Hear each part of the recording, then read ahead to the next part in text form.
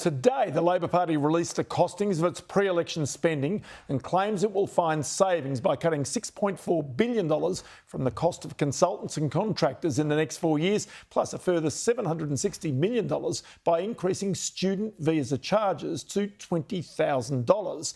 But look, since the beginning of this year, both sides of politics have pledged more than $30 billion in extra spending in their quest to win over voters, from bulk billing and Medicare to new roads in key electrics and on-call 24/7 health advice, plus Labor's $5 a week tax cuts and the coalition's cut the petrol excise and allowing first home buyers tax deductions on their mortgages.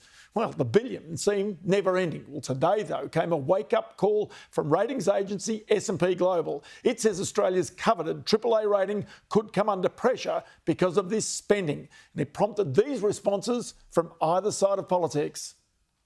Now, if the ratings agencies are worried about spending and if they're worried about off-budget funds, we've demonstrated, we've found the room for our election commitments. The budget is stronger at the end of the campaign than it was at the beginning. But Peter Dutton is a big red flashing light when it comes to household budgets, when it comes to the national budget, and when it comes to the national economy in uncertain times. I guess the point of the report is that Labor is reckless with taxpayers' money. They always spend, they always tax, and therefore that's why they've got an unrealised capital gains tax. Let's just think about that for a moment. So before you sell your shares or your house or your asset, it's gone up in value and you're going to pay tax on that before you sell it. The author of that report is Anthony Walker, Director of Sovereign and International Public Finance at S&P Global Ratings, and he joins me now. Anthony, many thanks for your time. I mean, it just seems to me right now that both sides are spending tens of billions of dollars in this election campaign. Tell me, how real is the risk to the AAA credit rating? Yeah, and that's why we published this report, Ross.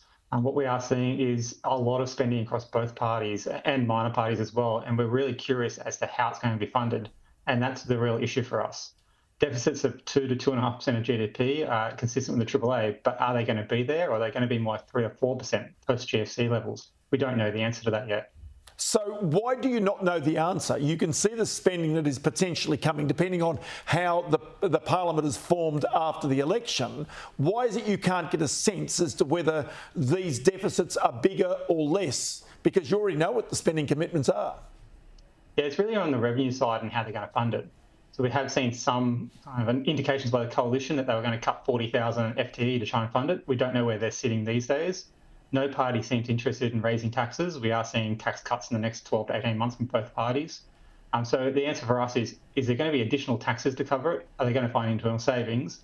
Or are they just going to keep debt funding it?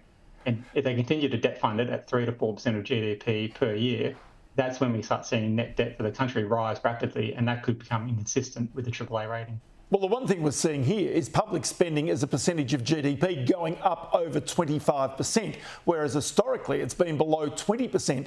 This really shows almost a centralisation of Australia's economy, and that's a worrying sign, I would have thought. Yeah, it is one of the concerns that we have, and it's not just at the federal level. This is going across all the states as well. We did see, as you said, spending was around 20% of GDP for the last 40 years. What we're seeing now is it's around 26 to 27%. We knew it was going to be there during COVID, but most countries have started trying to pull that back to a long-term average. In Australia, there seems no discussion about that. So now we're seeing spending as a proportion of the GDP 5 or 6% higher than historical averages.